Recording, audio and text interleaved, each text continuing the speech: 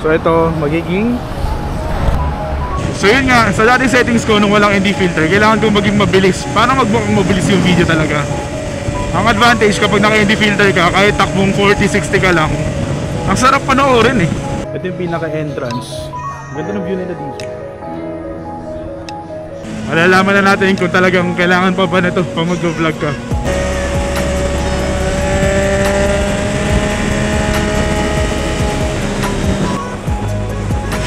Putik, nagulat ako. Grabe yun.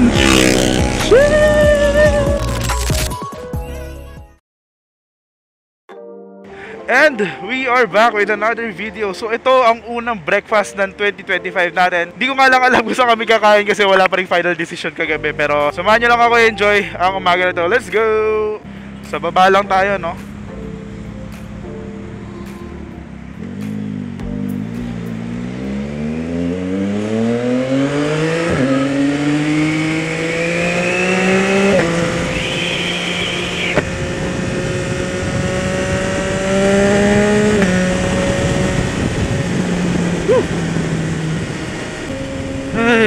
Ay. Uy, wala na palang linya dito. Naubos. Dikit nitong dalawa, oh.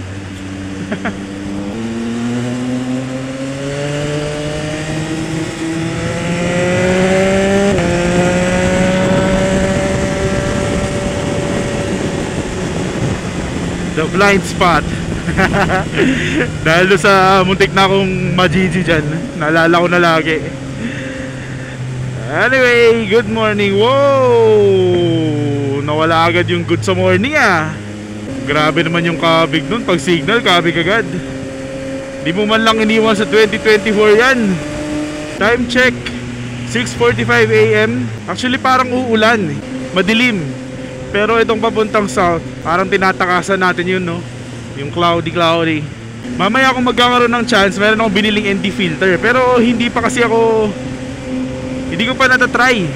Kapag naka-stop over tayo mamaya, siguro pwede natin subukan ng mabilisan lang para ma-check natin yung settings na nakita ko sa internet kung okay. Pero ngayon kasi makulimlim pa eh, kaya ayoko rin ipilit. At saka yung mga ganitong madidilim na silalim ka ng tunnel, maraming shade, hindi ko sure kung okay pa rin mag-ND filter. Hindi ko pa kabisado in short. Antigas pa ng gloves. Alam mo yung parang na-excite ka na maging katulad na ng dilaw natin. Naka-form na siya ng kamay natin kasi nakakailang. Hindi ko maano yung controls.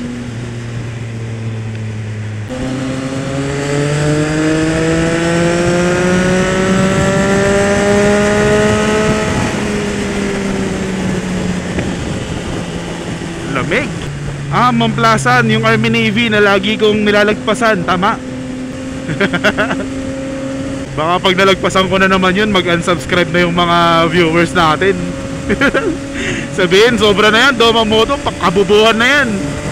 Speaking of subscribers, sa araw na sinushoot natin to, papalapit na tayo ng papalapit sa 20,000 subscribers. Grabe, parang kailan lang sinasabi ko lang na maaabot kaya natin yung 20,000. Malayo-layo pa.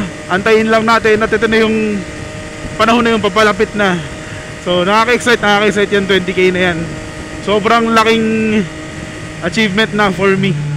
Hindi ko in-expect na mararating natin to. Bago jacket, oh. Aray.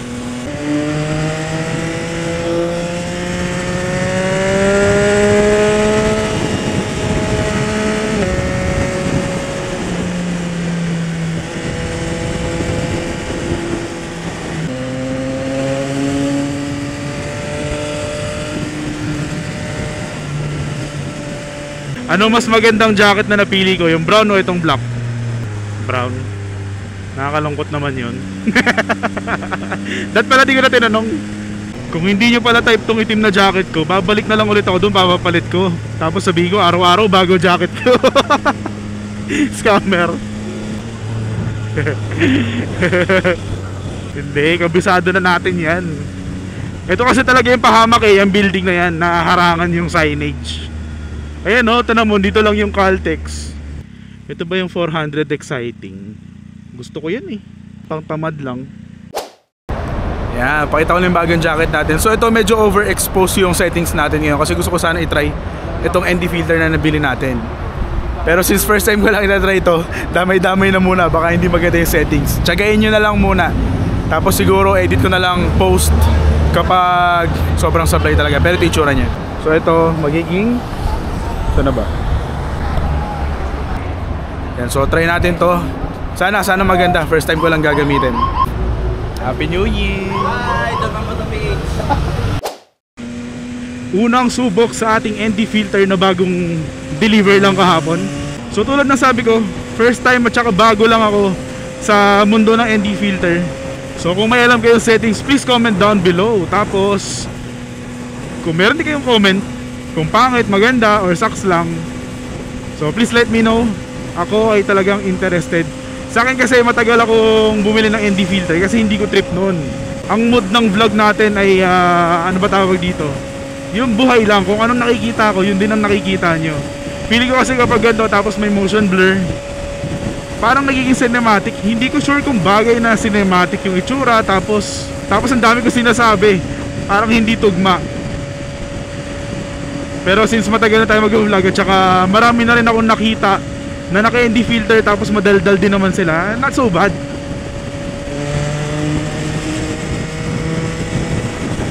Tapos nung nakita ko kay Sir Jow na ND filter siya pero maliwanag, hindi siya yung sobrang mukhang cinematic pero may motion blur. Sabi ko okay, try na natin. So ito siya ngayon. Mamaya try natin yung ND16.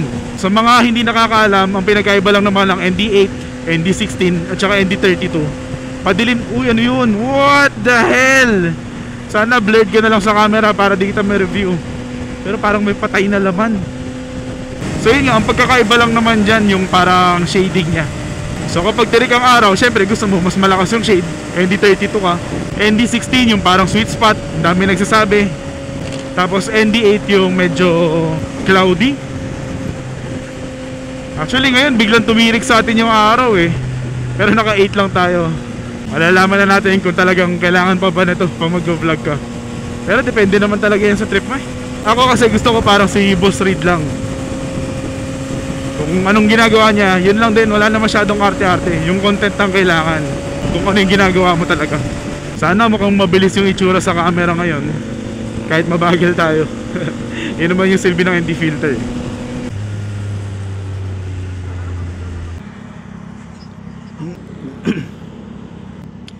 Okay, so ito yung ND8.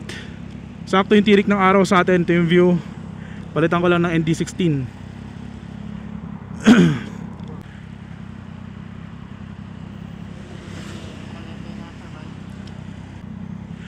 Okay, so gamit na natin ng ND16. Test ulit natin. Malapit na rin naman ang exit. So ngayon, tulungan niyo ako kung ano ba talaga yung mas okay. Kailangan ba? At kung kailangan ng ND filter, ano yung mas maganda? 8 or 16? Yung camera settings naman halos hindi na binabago yan eh. Palit ka na lang ng ND filter. Ang takbo natin ngayon mabagal lang. Pero hoping ako na blurred yung motion ng gilid natin.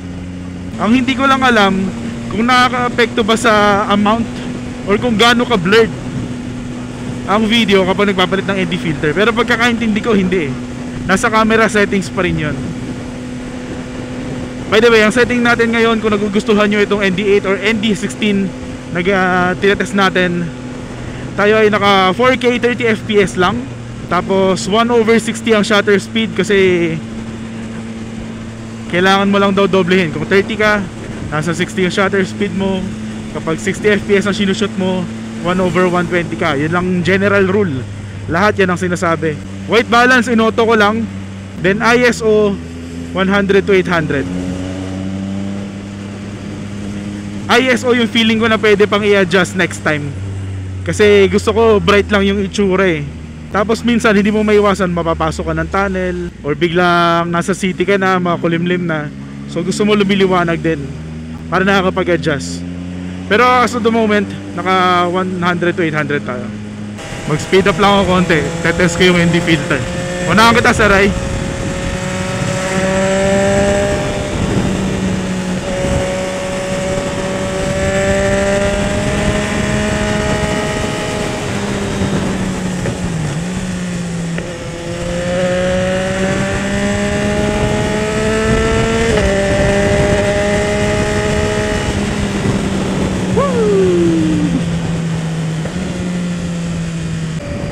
So isa sa mga reason kaya nag-decide na rin ako mag-ND filter.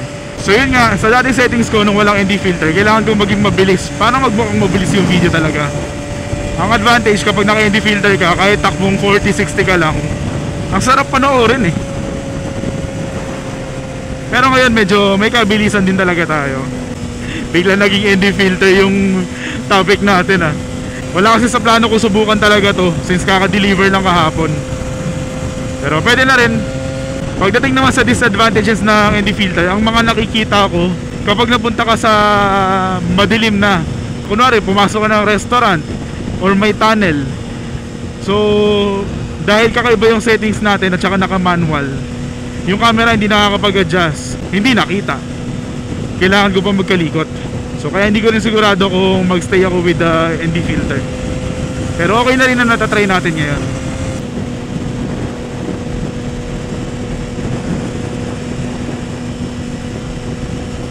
Diyan na ba tayo sa Malbar?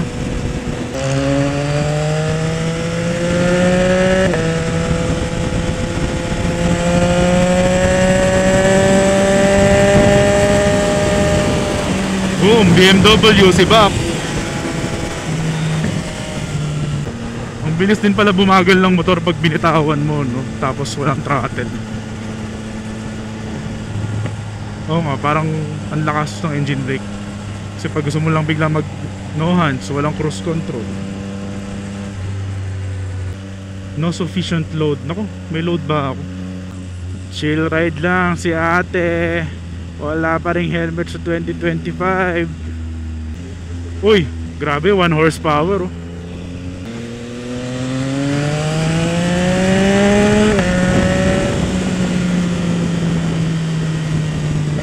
Kamote pa rin sa 2025.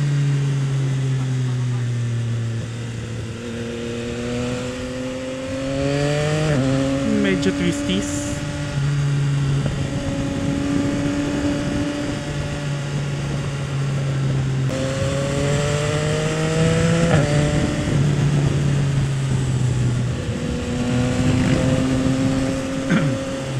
Bango. So ito yung sinasabi ko na nakakailang din kapag naka-ND filter ka, kasi nga naka-manual yung settings. Ngayon medyo bayan-bayan na, may shade na, may puno. Hindi na ganoon kaliwanag. Kaya gusto ko rin mag-ND8 lang. Pero ewan, ngayon ko lang talaga tinatry. So please comment down below kung ano talaga yung nakikita nyo okay. And doon naman sa kakainan namin, mga 8 kilometers na lang, malapit na. Oy. 4 lang kami ngayon. Bigla kasi nag-cancel si Sir Al at saka Sir Adi. So shoutout sa inyong dalawa.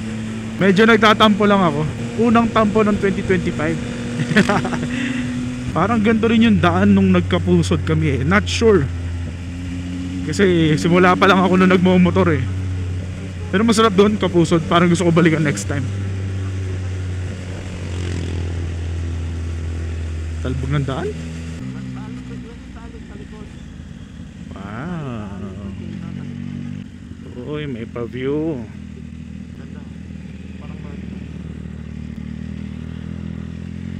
Pag napatitig ka, diretso ka dun sa kabilang daan. Yeah, okay. Okay, dito na kami. Hindi naman sobrang dilim pa sa shaded part. First time kakain dito. Tomato and basil. -1 star agad sa review. May hagdan eh. Order na kami. Pakita ko lang yung tomato and basil. Ganda rin. Kaso mga copyright tayo, may tunog.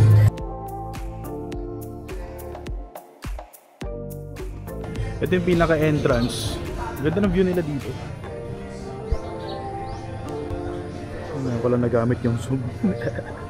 So ngayon yung lumang setting tayo na automatic. Kaya kahit medyo madilim na dito, nasa loob tayo ng resto, okay lang. May pa-outdoor din oh. Tapos may isa pa, Donya something yung pangalan sa kanila rin. Kainan din, pero mas late lang nagbubukas. 8 AM pa lang kasi ngayon. Okay, so tapos na tayo kumain sa Tomato and Basil. Okay dun ah, maganda yung place. Okay yung food, okay yung place. Hindi rin ganun kalayo. So recommended yung place na yun. So kung mapapansin nyo, bumalik na tayo sa dati nating settings. Wala tayong ND filter ngayon, para mas makita nyo rin, or ako rin kapag nire-review ko na, yung pagkakaiba talaga ng meron at wala. And again, please comment down below kapag tingin nyo na hindi naman siya kailangan o mas maganda talaga. Okay lang ba siya na cinematic yung feel, at the same time nagvo-vlog ka, yung nagsasalita ako, okay lang ba yon? Sarap po, banking. Taas ng gear natin, parang hindi ako kumakapit. Ngayon, tara, enjoy lang ulit natin ang biyahe. Sarap po. Whee!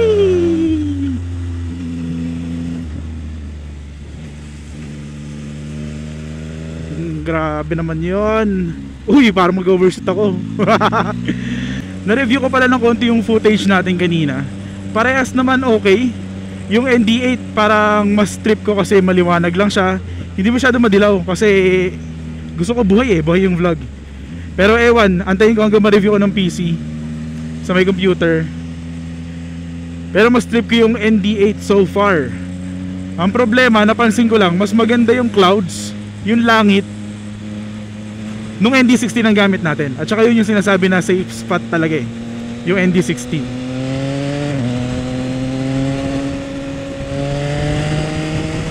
Wait lang, nagko-call sila sa harap pwede daw mag-counter. I mean libre. Siyempre hindi pwede mag-counter flow. I mean libre. Oops, paliko na.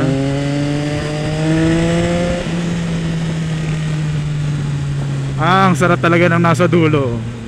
Tapos nakita rin natin yung sinasabi ko kanina, kapag pumasok ka ng restaurant, ang dilim niya, di ba? So parang kailangan ko pa magpalit ng settings kung gusto ko ituloy yung vlog. Medyo hassle kasi yung ganun in the long run. So at least nakapag testing tayo ngayon. Talagang pipili ka na lang din kung gusto mo ng may motion blur, naka ND filter. May trade off talaga siya. Pero ito pa rin yung pinakamadali for me. Automatic lang siya. Mapa umaga, mapa dilim, may bubong, medyo shady, cloudy, all around settings ito. Uy, malas, ang init.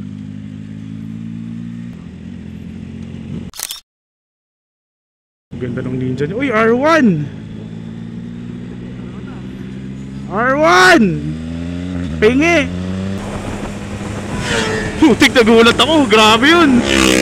Sheesh! Pinagsisibak tayo. Oy, R1, let's go! Alam ko may isa pa sila. Okay, pwede na. Grabe, sobrang forma. Sobrang ingit ko, parang gusto ko banggain. Ito, 2 horsepower